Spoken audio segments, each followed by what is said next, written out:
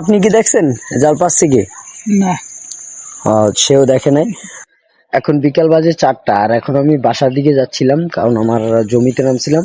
তো হঠাৎ করে দেখলাম এখানে খালের ভিতরে একটা জাল পাতা। দেখেন জালে অনেক কচুরিপানা বেজে আছে, কিন্তু খালের ভিতরে কোনো পানি নেই। জালটা খালের ওপাশ থেকে এপার, মানে ওই পার থেকে এপার পর্যন্ত জালটা আটকানো।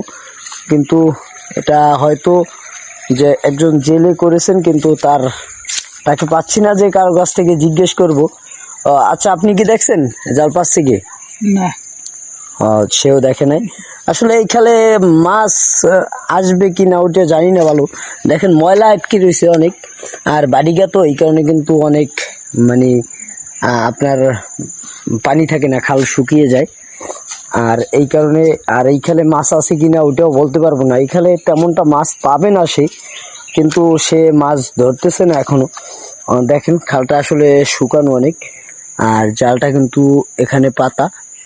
আর ওই পাশে একটা বড় খাল আছে।